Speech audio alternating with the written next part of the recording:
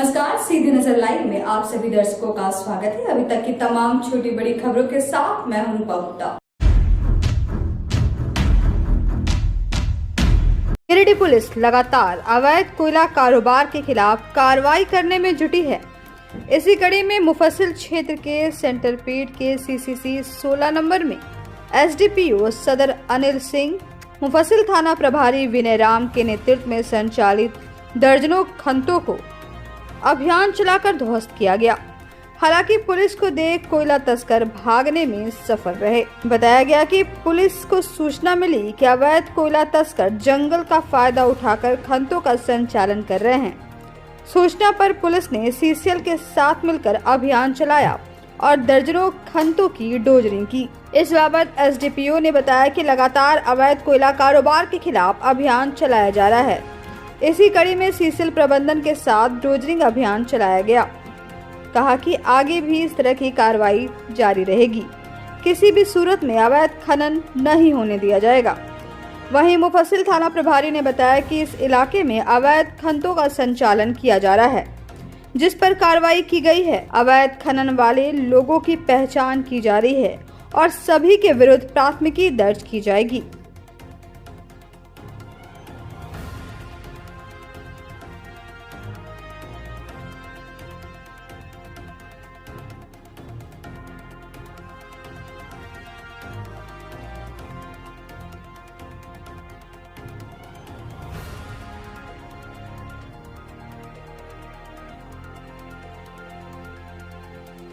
हम लोग मुफस्सिल थाना क्षेत्र के 16 नंबर चुंजका में हैं और यहाँ सूचना मिल रही थी कि कोयला चोरों द्वारा अवैध रूप से खंता बनाकर कोयला चोरी की जा रही है। तो सूचना पर मुफस्सिल थाना प्रभारी और सीसीएल मैनेजमेंट और मेरे द्वारा यहाँ छापेमारी की गई। क्योंकि पुलिस आने की सूचना पहले से ही मिल गई थी चोरों को, तो मौके से फरार हो गए। लेकिन देख रहे हैं कि यहाँ दर्जनों खंता संचालित है, जिससे कोयला चोरी का काम शुरू हो गया था। तो हम लोगों ने छापेमारी किया है और इसको डोजरिंग करवा रहे हैं और जो इसमें कोयला चोरी में संलिप्त है उनको चिन्हित कर प्राथमिकी दर्ज कर अग्रिम कार्रवाई करेंगे। तो तालाब सूखा पड़ा था, उसमें भी कोयला चोरों द्वारा डिस्परेटली खंता बनाया गया, तो उसको भी हम लोगों ने डोजरिंग करके बंद कर दिया है और पता कर रहे हैं कि ये किसके द्वारा किया गया है। तो उसमें हम लोग एफआईआर करेंगे। बिल्कुल दर्ज होगी। लगातार सीसीएल क्षेत्र में और उसके आसपास में जहाँ से भी कोयला अवैध खनन की जानकारी मिल रही है वहाँ पर छापेमारी की जा रही है और प्राथमिकी निरंतर दर्ज की जा रही है। उसी कड़ी में आज खंडिया वगैरह में भी छापेमारी की गई। अभी 16 नंबर चुंजका के क्षेत्र में छापेमारी की जा रही है और अवैध खंतों को ध्वस्त किया जा रहा है और कार्रवाई अवैध खंता चालकों के चिन्हित कर प्राथमिकी दर्ज कर अग्रिम कार्रवाई की जाएगी। नगर निगम क्षेत्र के वार्ड नंबर 12 सिरसिया में शनिवार को चेक डैम निर्माण कार्य का शिलान्यास सदर विधायक सुदीप कुमार सोनू द्वारा किया गया। बताया गया कि लगभग 30 लाख की लागत से जोरिया नाला पर चेक डैम बनाया जाएगा, जिससे किसानों को काफी लाभ होगा। लघु सिंचाई प्रमंडल गिरिडीह की ओर से इस चेक डैम का निर्माण कराया जाएगा। इस बाबत विधायक श्री सोनू ने बताया कि चेक डैम बनने से लगभग 10 एकड़ जमीन की सिंचाई होगी। चेक डैम का निर्माण होने से सालों भर किसानों के लिए खेती का रास्ता खुलेगा और अच्छी पैदावार खेती कर पाएंगे। मौके पर जेएमएम जिला अध्यक्ष संजय सिंह, शहनवाज अंसारी, वार्ड पार्षद Ashok Ram, Pappi Singh, Rocky Singh, Abhay Singh, Lakhan Ram, Prakash Ram, Kanhaiya Ram, executive engineer Shekhar Kumar, junior engineer Vijay Rawani, Anil Rajak, Nitin Kumar, संवेदक अरविंद सिंह सहित कई लोग मौजूद थे।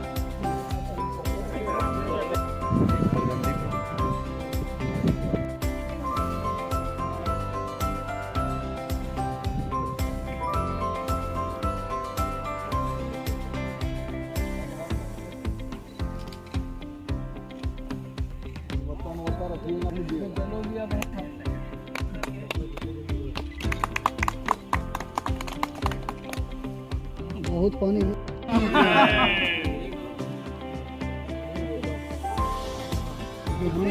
हमारा मोहल्ला जीत गया।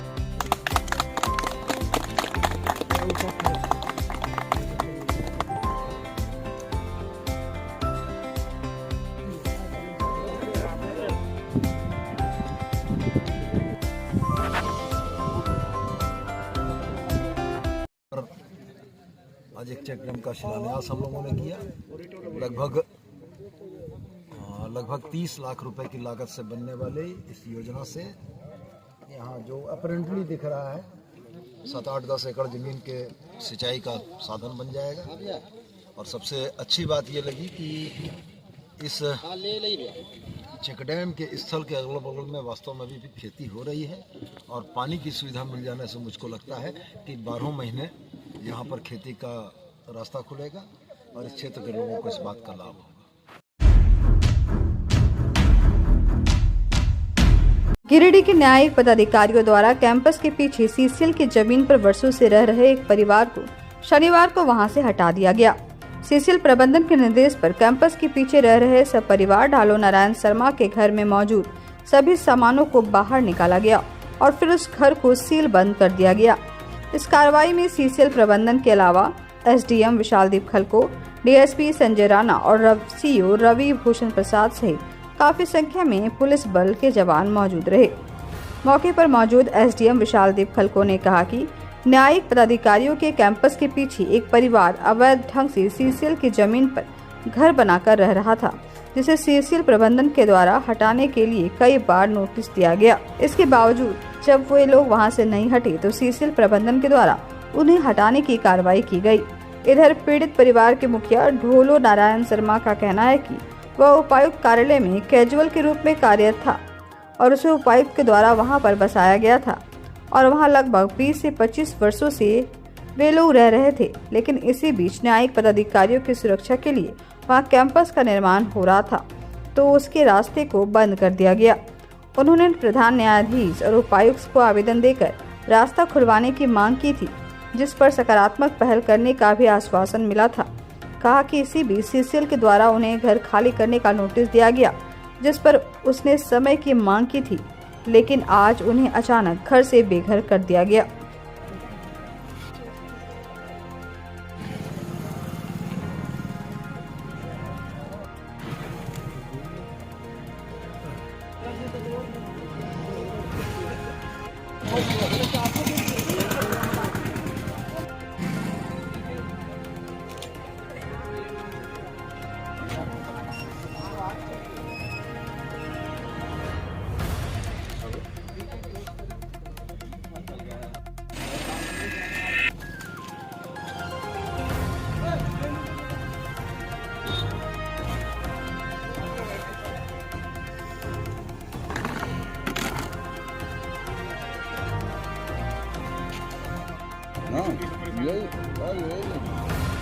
हाँ बोलो।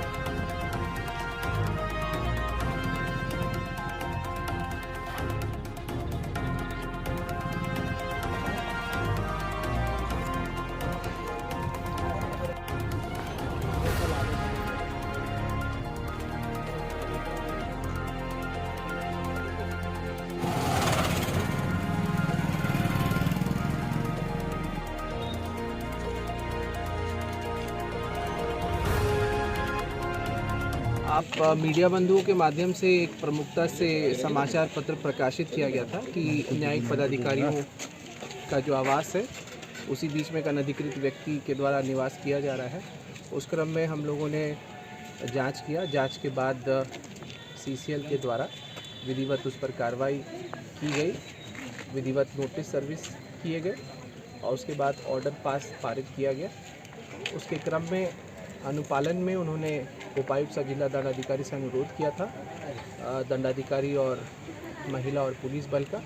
आज श्री ढालो नारायण शर्मा जो कि अनधिकृत रूप से जुडिशियल ऑफिसर्स के एनक्लेव में रह रहे थे, उनको हटाया गया। हाई कोर्ट में केस भी किए हैं कि हमको रास्ता दिया जाए और स्टे किया जाए, और सीसीएल को और डीसी को कई बार आवेदन हम दे चुके हैं और अभी जो निकाल रहा है इसमें हम समय मांगे हैं, आवेदन सीसीएल को दिए हैं कि हमारा बच्ची। आपको पहले नोटिस मिला है या नहीं? हाँ, नोटिस पहले हमको मिला था। कितने बार मिला?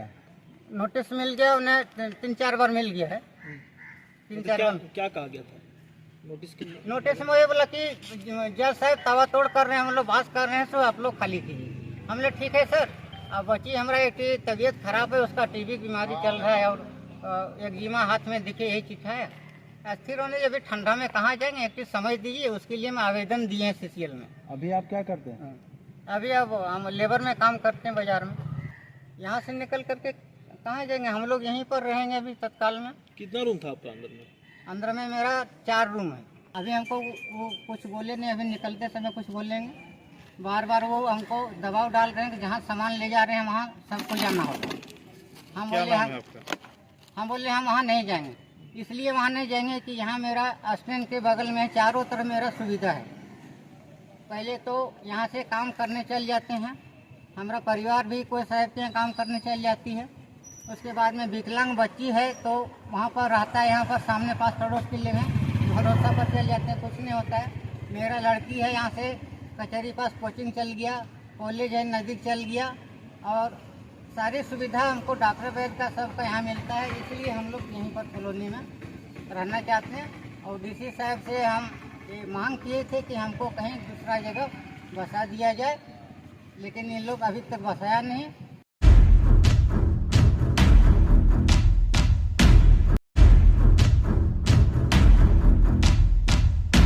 भीम आर्मी जिला इकाई द्वारा शनिवार को झंडा मैदान से झारखंड की बेटी पल्लवी की हत्या के विरोध में कैंडल मार्च निकाला गया। झंडा मैदान से निकाली गई कैंडल मार्च रैली के माध्यम से शहर के टावर चौक पहुंची, जिसके बाद हत्यारे पीयूष तिवारी का पुतला दहन किया गया। इस दौरान झारखंड की बेटी पल्लवी की हत्या करने वाले पीयूष तिवारी को फांसी देने की मांग की गई। भीम आर्मी के कार्यकर्ताओं ने सरकार और प्रशासन से मांग करते हुए कहा कि झारखंड के जितने भी महिला कॉलेज और हॉस्टल हैं वहाँ प्रशासनिक सुविधा उपलब्ध कराई जाए, ताकि झारखंड की बेटी अपने आप को सुरक्षित महसूस करे।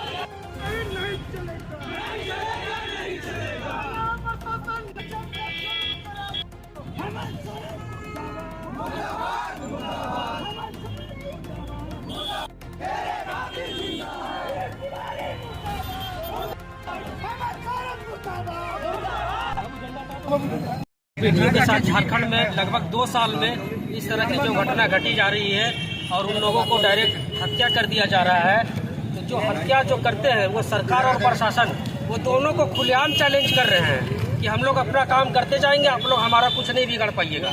तो सरकार और प्रशासन से मैं निवेदन करना चाहूँगा कि जितने भी झारखंड में गर्ल्स कॉलेज हैं और गर्ल्स हॉस्टल हैं उनमें सरकार और प्रशासन मिलके प्रशासनिक सुविधा उपलब्ध कराए, और जो भी लोग इस तरह का घटना को अंजाम दे रहे हैं उसे इस तरह सजा से इस तरह उसको दंडित किया जाए, ताकि आने वाला समय में लोग इसके बारे में सोचने से भी पहले 10 बार सोचे और सोचते समय हाथ कांप जाए, वो करना तो दूर की बात है। बीएटी मिश्रा की एक छात्रा थी जो कि 7 या 8 तारीख का ये घटना है रांची का, और पल्लवी के साथ जो है बेरहमी से पीयूष तिवारी एकदम बेरहमी से तलवार से काट करके हत्या किया है, जो कि जघन्य अपराध है। और यहाँ ताजुब के बात तो ये है कि दलित को जो हिंदू लोग कहते हैं वो सबके मुंह में भावातीर हो गया है, और जितने भी दलित नेता हैं उसके मुंह में भी भावातीर हो गया है। अगर दलित हिंदू है तो आवाज क्यों करे चड्डीधारी लोग?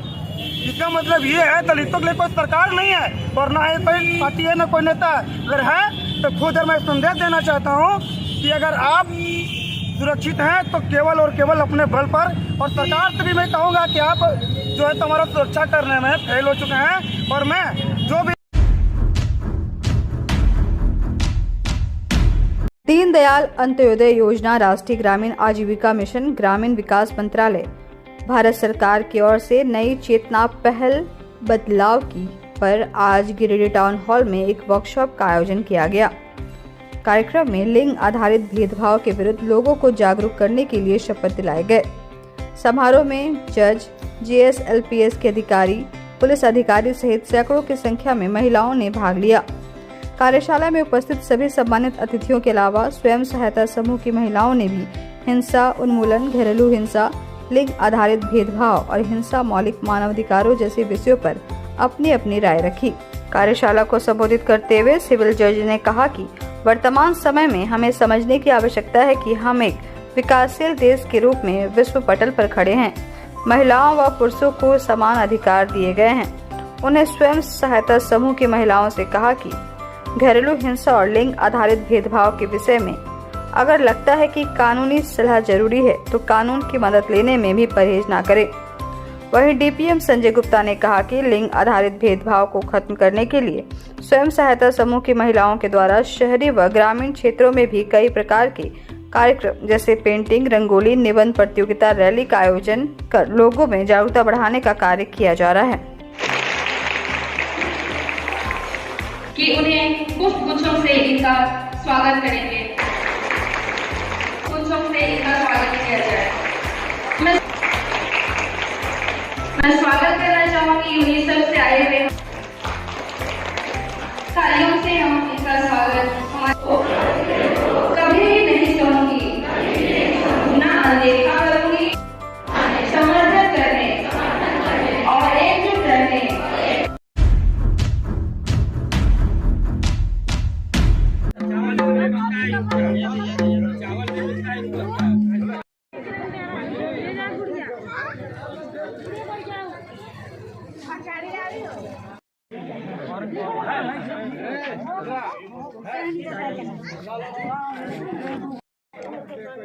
ठीक है। सुकरमुनि देवी पंचायत के इस गांव में हम लोग का लोगों से जब संपर्क करना, मिलना जुलना, उनकी समस्याओं सुना, निश्चित रूप से सरकार के संज्ञान में इन बातों को दिया जाएगा और जो भी समाधान होगा उसको निश्चित रूप से हम लोग पूरा करने की कोशिश करेंगे। होगा हमको लगता है 30-40 लोगों को किया गया। इसी तरह हर पंचायत में जहाँ जहाँ मैं जाता हूँ अपने हाथों से, बाकी तो मुखिया लोगों को दिया ही गया था, पंचायत पीछे पंचायत समिति को भी दिया गया था। ये अलग से जो उस पंचायत में छूट बढ़ गए लोग, उनको हम लोग अपना जहाँ जाते हैं वहाँ दे देते हैं।